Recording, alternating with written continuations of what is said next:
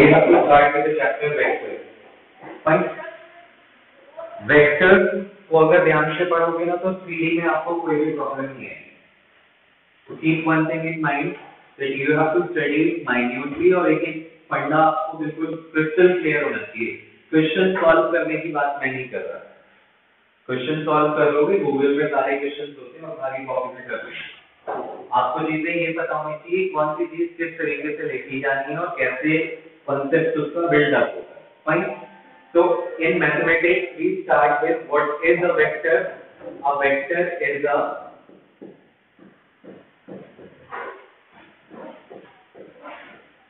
directed line segment.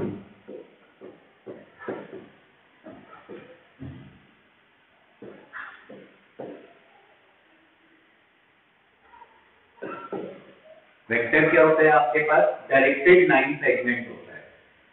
Directed line segment का मतलब हम लोग इस तरीके से वेक्टर को डिनोट करते हैं. This is the point A, this is the point B. We denote a vector like this. Fine. इसे कैसे मेंशन करते हैं? Mention it like this, A B vector. This is called, इसे हम बोलते हैं head of the vector. This is called tail of the vector. Fine. इसे हम बोलते हैं initial point.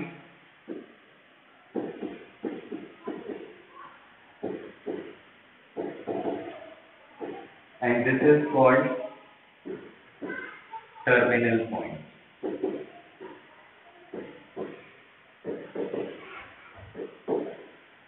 फाइन. देखो ये बहुत बेसिक चीजें हैं. What a vector is? A vector is a directed line segment. Directed का मतलब एक जगह से शुरू होगा और दूसरी जगह पर जाकर एंड हो जाएगा. किस डायरेक्शन में जाएगा वो हमें पता होगी. मैंने अपने यहाँ से शुरू किया, आप तक फेंका. तो I am the initial point and you are the final point. I am the tail and you are the head. Fine. हमेशा वेक्टर का ये रोटेशन होता है. हमारे पास दो टाइप की क्वांटिटीज होती हैं. One is called your scalar quantity and the other one is vector. Scalar आपके पास क्या होता है? A quantity which has magnitude only is called your scalar quantity. और जिसका मैग्नीट्यूड और डायरेक्शन दोनों होगा उसे हम बोलते हैं vector quantity. Quantity which has magnitude as well as direction is called vector quantity.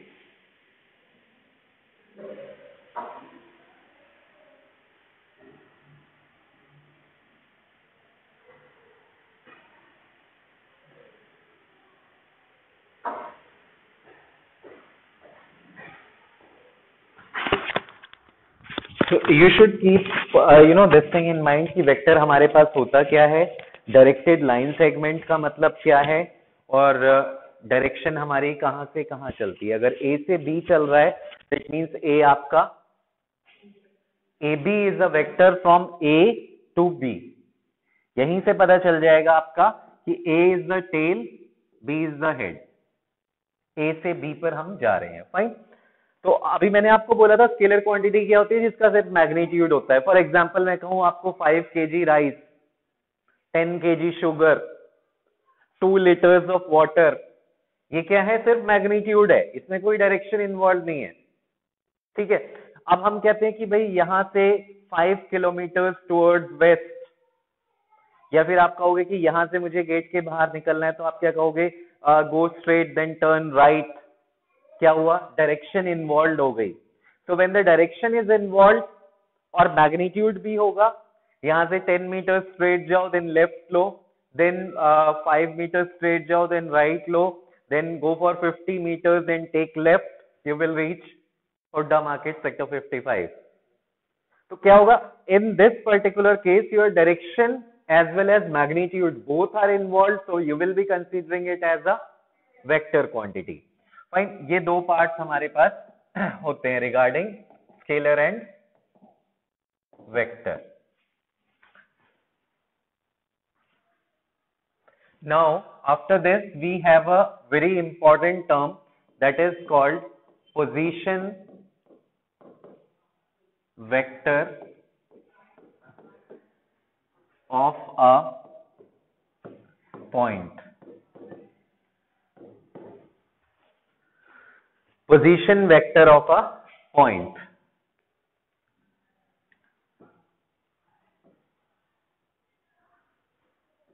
This is our three-dimensional plane, x-axis, y-axis and z-axis.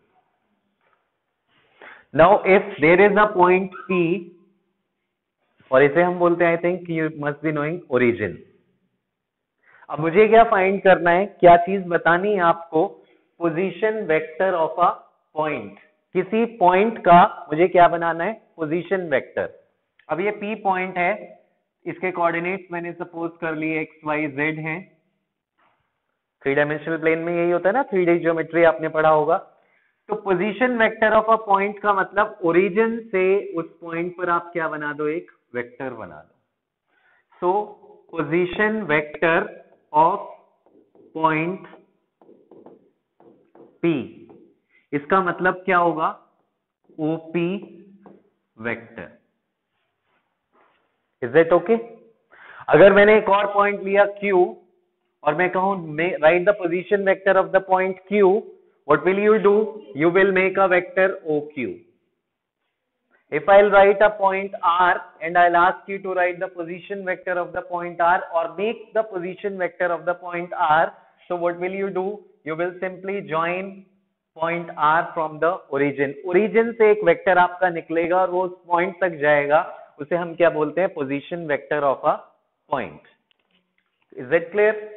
अब देखो यहीं से हमारे जितने भी टॉपिक्स जनरेट होंगे वो यहीं से होंगे। हमारे माइंड में अब ये बात बिल्कुल क्लियर होनी चाहिए, अगर कहीं भी किसी भी क्वेश्चन में या किसी भी टॉपिक में किसी भी कॉन्सेप्ट में हमें वो कह रहे हैं position vector of a point P, तो इसका मतलब उस पॉइंट का वेक्टर बना होगा कहां से, ओरिजिन से। फाइन। इसके बाद आता है अगला जो टर्म आएगा, magnitude of position vector of point P। Magnitude of the position vector of point P, यानी कि ये जो पॉइंट P आपने बनाया, पॉइंट P पे जो पोजीशन वेक्टर बनाया, इसका मैग्नीट्यूड। तो इसके मैग्नीट्यूड को हम ऐसे लिखते हैं, दो वर्टिकल लाइंस के बीच में हमने ये वेक्टर लिख दिया OP, this is called magnitude, this is called magnitude of OP vector, this is called magnitude of OP vector. Magnitude को डिनोट कैसे करते हैं, ये दूसरी चीज आपने सीखी। पहली मैंने आपको बताई पोजीशन वेक्टर क्या होता है, दूसरा मैंने बताया कि मैग्नीट्यूड को डिनोट किससे करते हैं, दो वर्टिकल लाइंस के बीच में हमने एक वेक्टर लिख दिया तो वो उसका क्या हो गया, मैग्नीट्यूड। अब क्वेश्चन अराइज होगा कि मैग्नीट्यूड होता क्या है। Fine, what is magnitude of a vector. तो मैग्नीट्यूड से इनका मतलब है length of the OP vector, इस OP वेक्टर की लेंथ कितनी है। तो आप देखो O आपके पास क्या है, ओरिजिन है 0 0 0, P आपके पास एक पॉइंट है, it has the coordinates x y z, तो लेंथ का मतलब तो ये डिस्टेंस ही हो जाएगा ना भाई, लेंथ मींस द डिस्टेंस, और डिस्टेंस फॉर्मूला से कैलकुलेट होता है, तो वो क्या हो जाएगा, x minus 0 whole square plus y minus 0 whole square plus z minus 0 whole square, so it is square root of x square plus y square plus z square. This is magnitude of the position vector of a point. Position vector of a point का magnitude.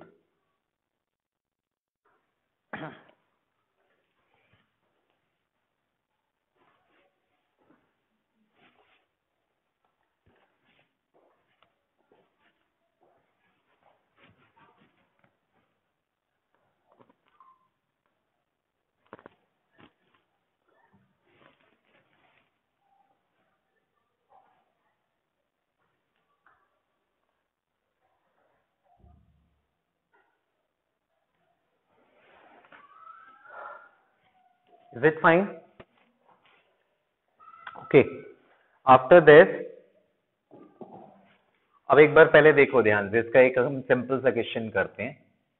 This is your Cartesian plane x, y, z. P is a point with the coordinates 1, 2, 5. Fine. I'll ask you, write position vector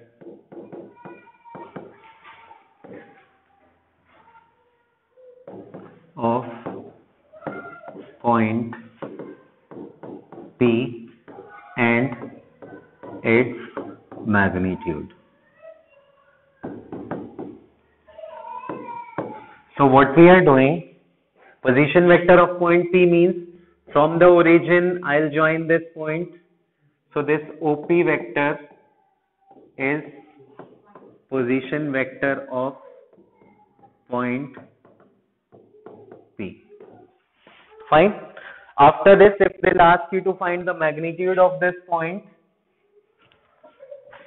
if they'll ask you to find the magnitude of the position vector of the point, then I'll be simply writing magnitude of OP. It is equals to square root of 1 square plus 2 square plus 5 square, which is equals to 1 plus 4 plus 25, which is equals to root 30. So we have learned two things. What do we mean by position vector of a point? Number two, what do we mean by magnitude of the position vector of a point? दोनों चीजें हमने सीख ली. Please note it down.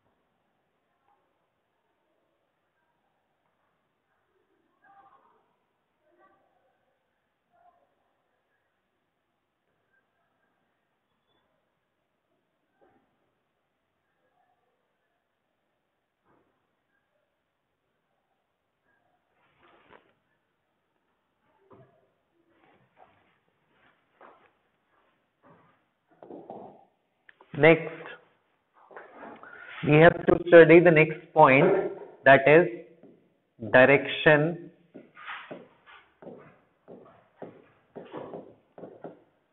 angles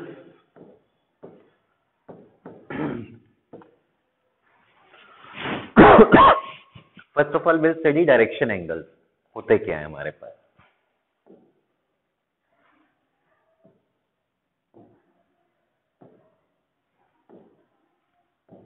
ये x axis होता है बेटा, ये y axis, ये z axis. We have taken a point P with the coordinates x, y, z. Position vector हमने बनाया P का, OP vector. Now direction angles. Directions क्या होती हैं? जो हमारे पास x एक्सिस, y एक्सिस और z एक्सिस होती हैं, इन्हें हम बोलते हैं direction. Fine. X-axis denotes a particular direction. Y-axis denotes a particular direction. Z-axis denotes a particular direction. Fine. ये जो Z होता है आपको 11th में भी बताया था, इस टाइप से होता है. It is going upward. On a piece of paper we cannot draw it. That's why it's mentioned like this. Now what are direction angles? Angles which a vector makes with the positive direction of x-axis, it is denoted by alpha. Which it makes with y-axis, it is denoted by beta, and the angle which vector makes with the z-axis is gamma. So this alpha, beta and gamma are called direction angles. They are called direction angles.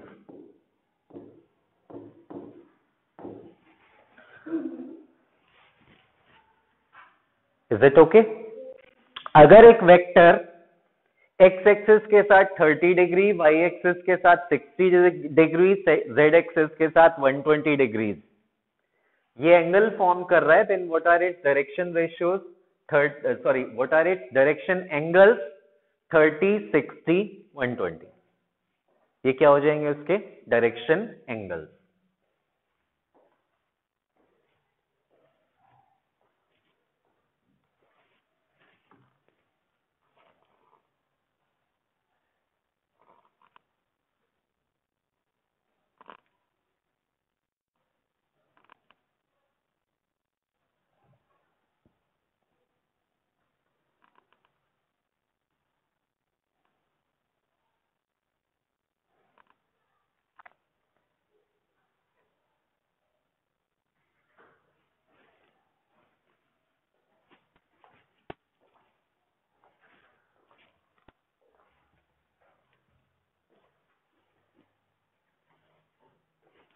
See next.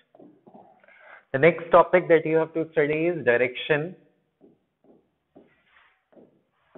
cosine.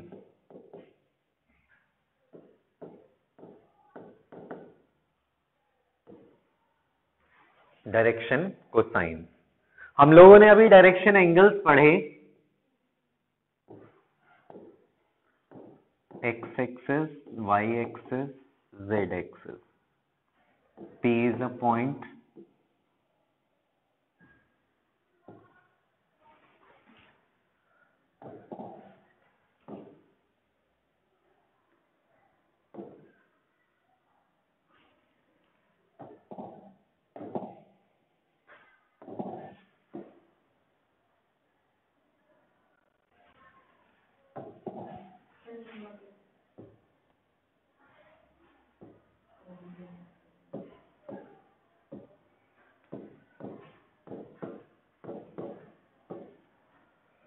This vector OP, it makes an angle alpha with x-axis, beta with y-axis, and gamma with z-axis. The term direction cosine. Cosine का मतलब होता है जो आप cos कहते हो ना trigonometry में. That is the meaning. Cosine उसका ओरिजिनल नेम होता है. तो इन डायरेक्शंस का हम क्या लेंगे? cos. और cos किसका लेते हैं? हमेशा किसी ना किसी एंगल का. तो अगर मुझे इस वेक्टर के डायरेक्शन कोसाइंस लेने हैं तो मैं क्या करूंगा? I will be simply taking cos of the direction angles, cos of alpha, cos of beta, cos of gamma. They are called direction DC, हम बोलते हैं इन्हें direction cosines. So what are direction cosines of a vector? Cosine of the direction angles, I should say. Cosine of the direction angles. Direction angles है alpha, beta, gamma. इनका हमने cos ले लिया तो हमारा क्या बन गया? Direction cosines. So what are direction cosines? Direction angles का cos ले लो. Or you can simply remember cos alpha, cos beta, cos gamma. Cos alpha, cos beta, cos gamma.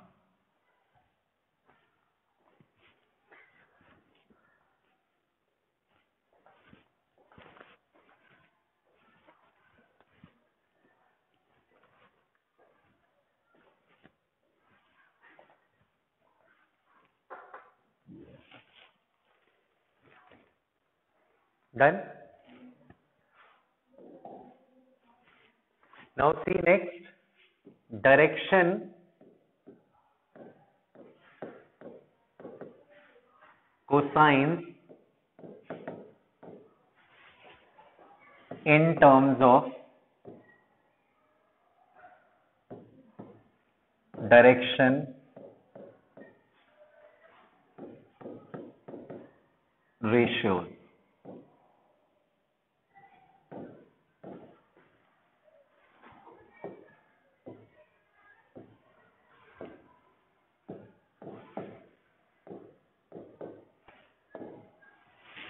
This is our Cartesian plane XYZ. We have a point P with the coordinates x, y, z, we have made this position vector of the point P. अब देखो एक term मैंने यहाँ नया introduce किया है, that is direction ratios. ये नहीं बताया मैंने आपको. अभी हम सिर्फ इतना सीखेंगे, direction ratios of the position vector of a point. Direction ratios of the position vector of a point. Position vector of a point means OP vector. OP vector के डायरेक्शन रेशियोज क्या होंगे? तो जो पॉइंट के coordinates होते हैं they are called direction ratios, जिन्हें हम कोऑर्डिनेट ज्योमेट्री में we use to call them as the coordinates of the point. In case of vectors, in case of position vector of a point, we will call them direction ratios of the position vector of a point. So what are direction ratios of this OP vector? They are x, y और z. इनका notation भी है, हम जैसे bracket बनाते थे coordinate में, यहाँ 3 डायमेंशनल ज्योमेट्री में हम उस ब्रैकेट को किस में चेंज कर देते हैं? इन arrows, greater and less than वाले एरोज में चेंज. ये कोई स्पेसिफिक वो नहीं है, आप ब्रैकेट बना सकते हो लेकिन मत बनाना, क्योंकि देखो एग्जाम में वो स्टैंडर्ड नोटेशंस लेकर के चलते हैं. स्टैंडर्ड नोटेशंस 3D में हम यही देते हैं, ठीक है. वो थोड़ी सी टर्मिनोलॉजी चेंज हो जाती है हर टॉपिक के साथ. तो डायरेक्शन रेशियोज समझ में आ गए. अब बात आएगी, हमें क्या फाइंड करना है? Direction cosines. आपको मालूम है डायरेक्शन कोसाइंस के लिए हमें क्या चाहिए? पहले एंगल. एंगल चाहिए ना. एक्स एक्सिस के साथ ये एंगल क्या एंगल बना रहा है? Alpha angle. अल्फा एंगल बना रहा है. अब देखना यहां से अगर मैंने ये परपेंडिकुलर ड्रॉ किया तो ये डिस्टेंस मेरा एक्स होता है या नहीं? ये वाला डिस्टेंस आपका वाई होगा या नहीं? ये जो ओपी था इसे तो आप मैग्नीट्यूड बोल ही रहे थे शायद. इसकी value under root x2 plus y2 plus z2 ये आ रही थी. अच्छा, अब यहीं से एक और बात बता दूं. इसे ओपी वेक्टर जो बनाया ना मैंने, जिसके कोऑर्डिनेट्स x y z लिए थे, इसे हम ऐसे r वेक्टर से भी डिनोट कर देते हैं. r vector it is OP vector. ठीक है. इसे हम क्या बोलते हैं? We call it as general vector. ठीक है, आर वेक्टर. अब बताता हूं आर क्यों लेते हैं, और ये आर लेते रहेंगे, ऐसा नहीं. यही आगे जब हम 3D पढ़ेंगे ना तो आर ही आर लिखा होगा वहां पर. आप जब इक्वेशन बनाते हो, लाइन की इक्वेशन बनाई थी 11th में, वहां हम x और y लेते थे, याद हो तो आपको. हम लिखते थे y minus y1 is equals to m x minus x1. हम वहां x और y दोनों लेते थे ना वेरिएबल. कभी ये क्वेश्चन वहां नहीं उठा x और y क्यों लेते हैं? क्यों लेते हैं भाई? क्या नाम है आपका? किस्मत और दीपक क्यों नहीं ले सकते? x की जगह किस्मत ले लो, y की जगह दीपक ले लो. ले सकते थे वहां भी. ऐसा नहीं है इक्वेशन सिर्फ x और y में ही होती है. हम लोग कॉमर्स पढ़ रहे हो आप लोग, इसलिए आप लोगों को बड़ा लिमिटेड सा वो है, और कॉमर्स के साथ भी आप इकोनॉमिक्स नहीं पढ़ रहे मैथ्स के साथ, इसलिए आपका जो सब्जेक्ट है ना वो बड़ा कन्फाइंड हो गया है मैथ्स तक ही. अगर आप साइंस पढ़ते हो, फिजिक्स में आपकी बहुत सारी इक्वेशंस होती हैं जो दूसरे वेरिएबल्स में भी होती हैं. ये सिर्फ नोटेशन है. एक्स की जगह पे कौन आ सकता है? कोई भी आ सकता है. टी आ सकता है. वाई है, वाई की जगह कोई भी आ सकता है. पी आ सकता है. वेरिएबल्स होते हैं, कुछ भी हो सकता है. भाई मैं मार्केट में गया, मम्मी ने भेजा सब्जी खरीदने के लिए. क्या बोला? सब्जी खरीद के लाना. क्या बोला? 2 सब्जियां बननी है, सब्जी खरीद के लाना. अब ये आपकी चॉइस है ना, वहां से करेला ला रहे हो या भिंडी ला रहे हो या आलू ला रहे हो. It's your own choice. Means जब सिर्फ इतना बोला गया ना सब्जी खरीदना 2, मीन्स उन्होंने कहा 2 वेरिएबल्स चूज करने हैं आपने अपनी मर्जी से. Is it fine? अब कुछ होते हैं जो कहते हैं ना मुझे तो आलू और गोभी 2 ही पसंद है. गए आलू गोभी खरीद लाए. अगले दिन फिर भेजा सब्जी लाना 2, आलू गोभी. तीसरे दिन फिर गए आलू गोभी। अब उनको क्या लगता है कि भाई दुनिया में सिर्फ 2 ही सब्जियां हैं, आलू गोभी। सब्जियां तो और भी बहुत है, ठीक है। तो वो डिपेंड करता है हमारा एरिया ऑफ स्टडी क्या है। तो यहाँ जैसे हम वहां, अच्छा एक चीज और होती है, फिर एक सब्जी होती है जो एवरग्रीन होती है। एवरग्रीन का मतलब सारे सीजन्स में मिलती है, आलू। तो अगर एक छोटे से बच्चे को भेजा, जा सब्जी ले आ, अब वो क्या करता है, उसे दिखता है कि घर में आलू हमेशा रखे रहते हैं, तो वो वहां जाएगा तो वो क्या करेगा, उसे ऐसी एक चीज दिखेगी जो घर में हमेशा दिखती है, हमेशा दिखती है आलू, तो जाएगा सीधा आलू को उठाएगा और ले आएगा। क्या हुआ इसका मतलब कि एक जनरल चीज है, एक ऐसी चीज है जो हर जगह विजिबल है। तो वो हमने 11th में एक्स वाई सपोज कर लिया था। जब हम बात करते हैं ना अलजेब्रा की, तो हम एक्स वाई, आप सोचो आपने पॉलिनोमियल्स पढ़े होंगे, उसमें भी एक्स वाई लेते थे। फिर क्वाड्रेटिक इक्वेशन पढ़ा, उसमें एक्स लेते थे हमेशा। फिर हमने स्ट्रेट लाइंस पढ़ा, उसमें एक्स वाई होता था हमेशा। फिर हमने कोनिक सेक्शन पढ़ा, उसमें भी एक्स वाई होता था। मतलब क्या है, ये हमने स्टैंडर्ड नोटेशन बना लिया कि फंक्शन को भी, जब मैंने फंक्शन पढ़ाया तो वाई से डिनोट कराता था मैं। हमने एक स्टैंडर्ड नोटेशन बना दिया कि फंक्शन को आप y is equals to F X से डिनोट करेंगे, क्योंकि कुछ तो पैरामीटर सेट करने पड़ते हैं ना। कुछ तो ऐसे बच्चे होते हैं जो जो चीज देखते हैं उसी को समझते हैं सिर्फ। तो हमने पैरामीटर्स डिसाइड कर दिए, इन्हें जनरल फंक्शन बोलते हैं इसे हम। ऐसे ही हमने वेक्टर्स में एक जनरल वेक्टर बनाया, आर वेक्टर। किसे कहते हैं आर वेक्टर? ओपी वेक्टर को। कब? जब p के कोऑर्डिनेट्स को आप x y z सपोज कर रहे हो, जनरल पॉइंट कहते थे। मैंने जब, अगर आपको याद हो, मैंने कोनिक सेक्शन में डेरिवेशन कराई थी सारी, सर्कल की भी, इलिप्स की भी, हाइपरबोला की भी, पैराबोला की भी। उसमें मैं आपको कहता था कि हर एक कर्व के ऊपर ना एक जनरल पॉइंट ले लेना p और उसके कोऑर्डिनेट सपोज कर लेना x y z, कराए थे मैंने, ठीक है। जनरल पॉइंट लेने के लिए बोलता था, वो पॉइंट कहीं भी हो सकता है। ऐसे ही यहाँ वेक्टर्स में मैं आपको बोलूंगा एक जनरल वेक्टर सपोज कर लो, जिसे किससे डिनोट करोगे आप? आर वेक्टर से, ठीक है। और वो उसके कोऑर्डिनेट्स क्या होंगे, उसके डायरेक्शन रेशियोज क्या होंगे? एक्स वाई जेड, ठीक है बेटा। अब यहाँ क्या होगा, ये मैंने आर वेक्टर से डिनोट किया, तो इसका जो मैग्नीट्यूड है उसे हम ऐसे आर से लिख देते हैं, आर से डिनोट कर लेते हैं, या फिर ऐसे लिख लो मैग्नीट्यूड बना के आर, क्योंकि ये एक रियल नंबर आएगा तो उसे मैं क्या लिख देता हूँ, ऐसे आर लिख देता हूँ। भाई सॉल्व करोगे तो रूट तो कोई नंबर ही तो आएगा, तो उसको हमने किससे डिनोट कर दिया? आर से। तो ये जो हाइपोटेन्यूज हुआ ये आपका आर हो गया या नहीं? अब यहां से मुझे आप कॉस अल्फा की वैल्यू बताओ क्या होगी। भाई डायरेक्शन कोसाइन ही तो निकाल रहे हैं, डायरेक्शन कोसाइन क्या होते हैं इसके? Cos alpha, cos beta, cos gamma, ये होते हैं। बेस अपॉन हाइपोटेन्यूज, तो क्या हो जाएगा? एक्स अपॉन आर, हो गया। अब आप देखना ये एंगल बन रहा है कितना? बीटा, इसे बीटा बोलते हो ना। तो इसके लिए मुझे यहां से परपेंडिकुलर ड्रॉ करना पड़ेगा। थोड़ा ध्यान से समझोगे ना तब आएगी ये बात समझ में।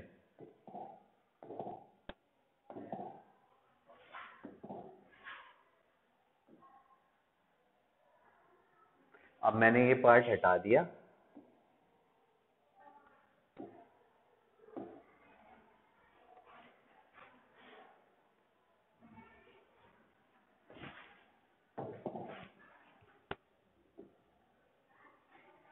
अब देखो ये ट्रायंगल बन गया।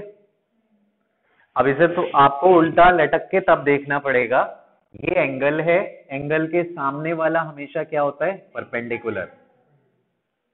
अब पॉइंट तो वही है ना, तो ये डिस्टेंस y होगा आपका, ये डिस्टेंस x होगा, और ये आपके पास r है। अब यहां से मैं वैल्यू किसकी पूछूंगा? कॉस बीटा की। ये बेस ये वाला होगा, यही तो होगा, जिसपे एंगल बनता है वो बेस होता है हमेशा। तो क्या हो जाएगा इस केस में? y upon R. अब सोच के देखो, अब मैं तीसरे वाला करूंगा नहीं, आपको यहीं से अपने आप कह दूंगा सिमिलरली कॉस गामा। देखो जब x एक्सिस के साथ एंगल था तो हमें क्या मिला? x coordinate upon magnitude of the vector. y के साथ एंगल था बीटा, तो क्या हो गया y कोऑर्डिनेट अपॉन, अब यहां मैं कोऑर्डिनेट टर्म मुझे यूज नहीं करना चाहिए, I should use direction ratios. X Y Z क्या है, डायरेक्शन रेशियोज हैं, ठीक है। और तो कॉस गामा कितना हो जाएगा, जेड अपॉन में आर। तो ये cos alpha cos beta cos gamma, आपको देखो जो मैंने पीछे लिखा था डायरेक्शन कोसाइंस, हमने ये लिखे थे ना, cos alpha cos beta cos gamma. ये वाला फॉर्मूला मैं कब यूज करूंगा, जब मुझे एंगल दे रखे होंगे। अगर मुझे वो कह देगा कि भाई एक्स एक्सिस के साथ ये एंगल बना रहा है, वाई एक्सिस के साथ ये एंगल बना रहा है, जेड एक्सिस के साथ ये एंगल बना रहा है, तो उस केस में डायरेक्शन कोसाइंस बताओ, आप बता दोगे cos alpha cos beta cos gamma. अब मैं कहूंगा एक पॉइंट है जिसके कोऑर्डिनेट्स हैं 1 2 5, ठीक है, उस केस में मुझे डायरेक्शन रेशियोज बताओ पहले, तो आप कह दोगे 1 2 5। फिर डायरेक्शन कोसाइंस पूछूंगा मैं, तो आप कैसे फाइंड करोगे, x upon r y upon r z upon r. अभी क्वेश्चन करेंगे इसका। Fine, so this direction cosines it should be clear to you, direction cosines directly and direction cosines in terms of your direction ratios. अब देखो आपने कितनी सारी चीजें सीख ली, नोट करना है अभी, करो करो।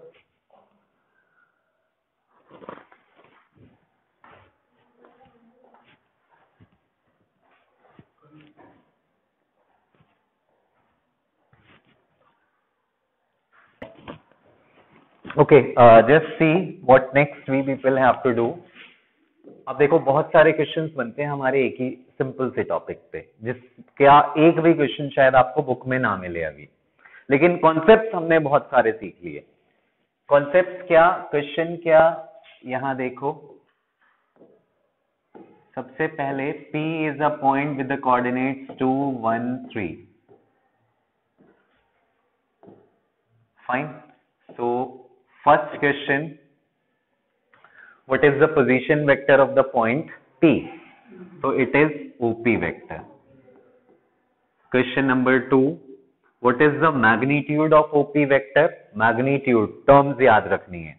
So the magnitude of OP vector is square root of 4 plus 1 plus 9 root 14.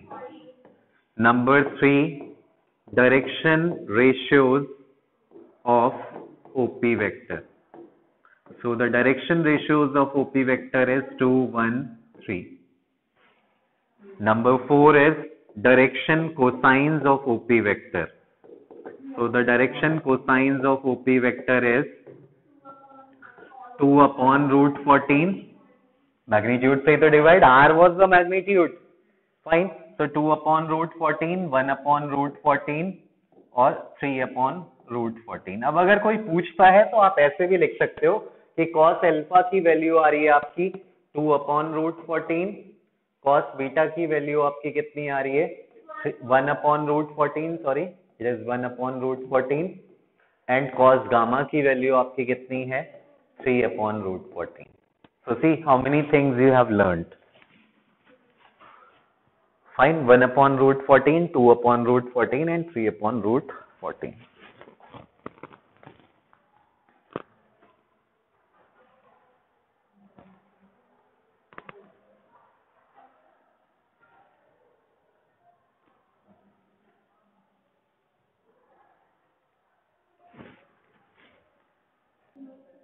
देखो वेक्टर्स बहुत अच्छे से पढ़ोगे तो उसके बाद वाले टॉपिक्स में कोई प्रॉब्लम नहीं आएगी। I am telling you again, 3D कुछ भी नहीं है, 3D is merely application of vectors only. Vector इतना होता है, लाइन बनाओगे तो क्या है, दोनों तरफ से उसे एक्सटेंड कर दो, वो लाइन बन जाएगा। जैसे वेक्टर के डायरेक्शन, वेक्टर क्या होता है, इतना सा ये वेक्टर बनाया यहाँ से यहाँ तक, इसे लाइन बनाना है तो इधर भी आगे बढ़ा दो, इधर भी आगे बढ़ा दो, you will get a line. Fine, ऐसे ही मतलब सारे कॉन्सेप्ट यहीं से यूज होने हैं, कुछ वहां अपना नया नहीं है, उनके पास बहुत माइन्यूट सी चीजें हैं। तो अगर आप कॉन्सेप्चुअली स्ट्रांग रहोगे तो वहां आपको बहुत इजी फील होगा। और अगर यहाँ की चीजें सिर्फ आप एक बार याद करके आगे चले जाओगे तो फिर वहां आगे वाली चीजें भी सारी याद करनी पड़ेंगी। तो कोशिश करो चीजें समझने की। हमने एक रिलेशनशिप पढ़ा कि कॉस एल्फा की वैल्यू x अपॉन आर आ गई, कॉस बीटा की वैल्यू आपके पास y अपॉन आर आ गई, और कॉस गामा की वैल्यू आपके पास z अपॉन आर। ठीक है, यहां से देखो अब। अच्छा, यहां एक और बात मैं बता दूं, r जो आपके पास है वो under root x square plus y square plus z square. तो अगर यहां से मैंने किया कॉस स्क्वायर अल्फा तो वो x square upon r square हुआ, कॉस स्क्वायर बीटा वो आपका y square upon r square हुआ, और cos square gamma it is z square upon r square. Now adding all three I'll get cos square alpha plus cos square beta plus cos square gamma, it is equals to x square upon r square plus y square upon r square plus z square upon r square।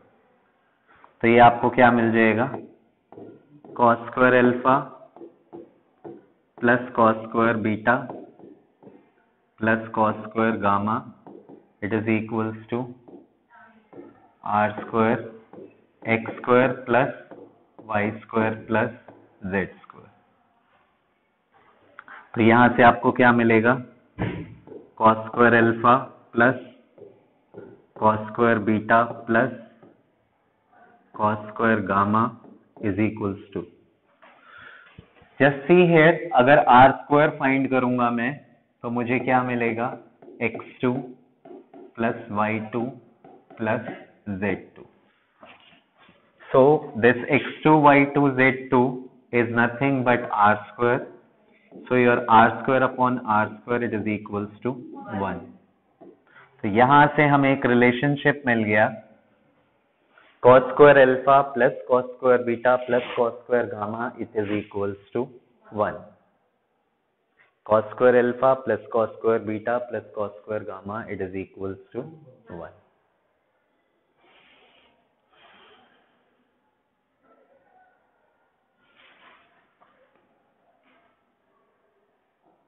Noted?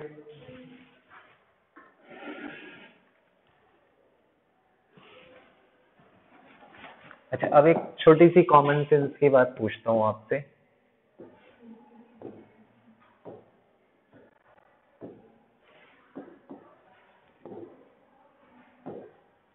ये point P है, x Y Z है।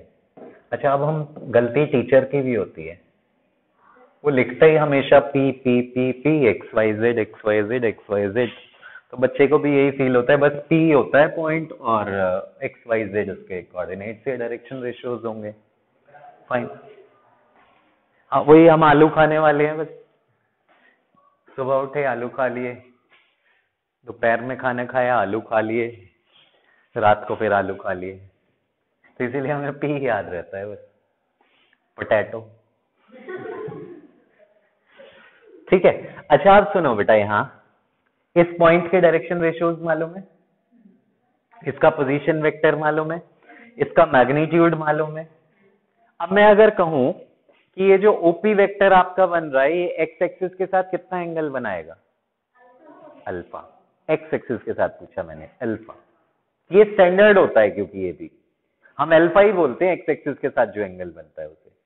Y axis के साथ कितना angle बनाएगा, Z axis के साथ कितना एंगल बनाएगा, गामा। मालूम है ना, उनको हम क्या कहते हैं, डायरेक्शन एंगल, डायरेक्शन एंगल। अब मैं आपको एक टर्म दे रहा हूं, इक्वली इंक्लाइंड। ये लिख लेना क्योंकि इसका मतलब आपको मुझे लग नहीं रहा पता होगा। जिसको पता होगा बहुत अच्छी बात है, क्योंकि 10.2 कुछ बच्चे कर चुके हैं तो उनको पता होगा इक्वली इंक्लाइंड का मतलब क्या होता है।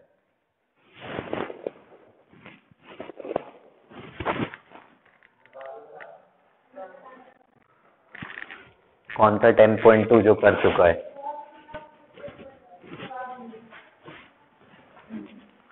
ऐसे ही कह देते हैं जब पूछते हैं ना टीचर, तो ऐसे ही कह देते हैं। हम भी ऐसे ही कहते थे जब पूछते थे आता है, हाँ आता है, पूछूं नहीं आता।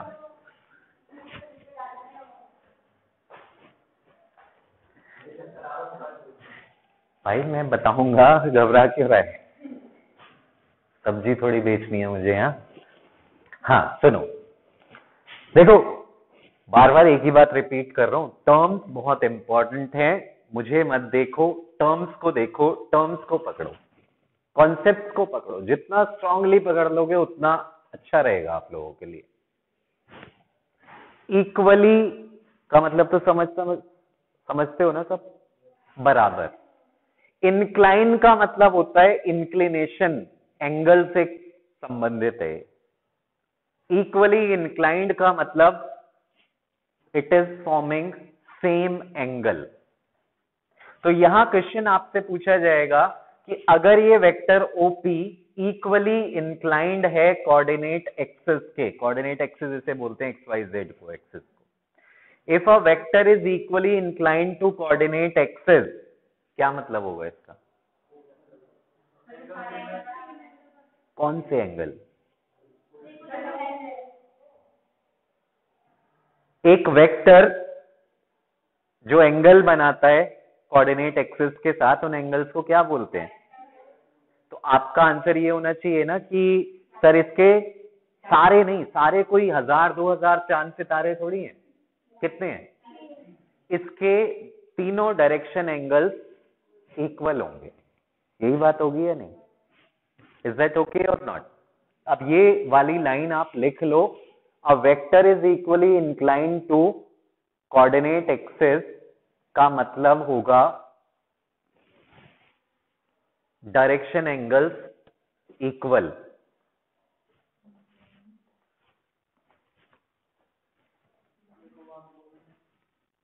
दोबारा तो मैं कुछ और ही बोलूंगा फिर। A vector is equally inclined to coordinate axis का मतलब होगा direction angles equal. Direction angles equal का मतलब होगा alpha is equals to beta is equals to gamma.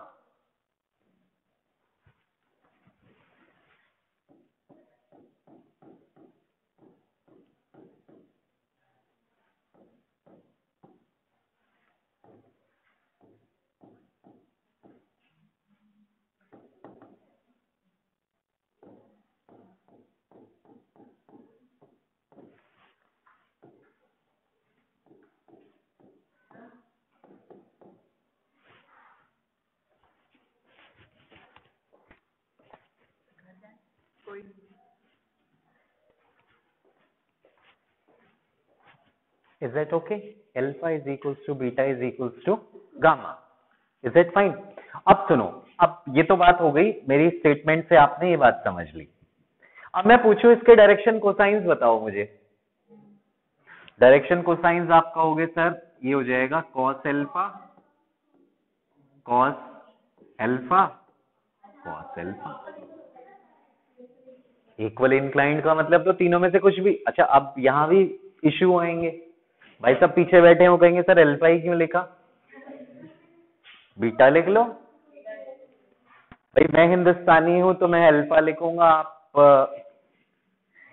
आप बीटा लिख लो, और आप अगर कहीं और से आए हो प्लेनेट से तो आप गामा भी लिख सकते हो। जेड इज समथिंग, जेड को बच्चे ऐसा ही समझते हैं कि आप पीके वाले उससे आए हैं प्लेनेट से हम, तो वो गामा भी लिख सकते हैं, अपनी अपनी चॉइस है, बट इक्वली इंक्लाइंड है।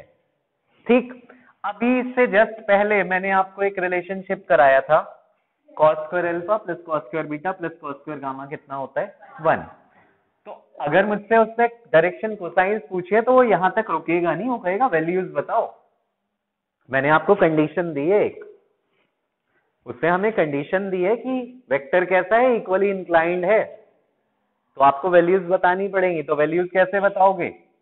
cos square alpha plus cos square alpha plus cos square alpha 1। तो यहां से 3 cos square alpha is equals to 1।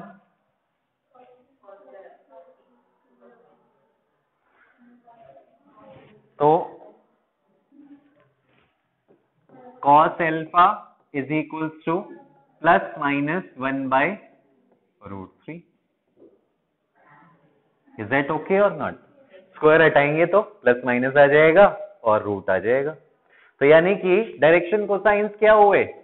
Plus minus 1/√3 plus minus 1/√3 plus minus 1/√3। Is that okay और नॉट? अब यहां से ये अगला जो स्टेटमेंट है वो आपको बिल्कुल याद होना चाहिए। अगर एक वेक्टर इक्वली इंक्लाइंड है कोऑर्डिनेट एक्सिस के तो उसके डायरेक्शन कोसाइंस क्या होंगे? 1/√3 1/√3 1/√3। बात समझ में आ रही है? अगर कोई वेक्टर इक्वली इंक्लाइंड है कोऑर्डिनेट एक्सिस के तो उसके डायरेक्शन कोसाइंस 1/√3 1/√3 1/√3 होंगे। अगर किसी वेक्टर के डायरेक्शन कोसाइंस 1/√3 1/√3 1/√3 हैं तो वो वेक्टर इक्वली इंक्लाइंड होगा। बात समझ में आ रही है? दोनों तरीके से आंसर आना चाहिए। 1 मार्क का क्वेश्चन एक आपका वेक्टर्स में, एक आपका स्ट्रेट लाइंस में आएगा अगले चैप्टर में। Fine, I will show you. अभी नोट कर लो इसे।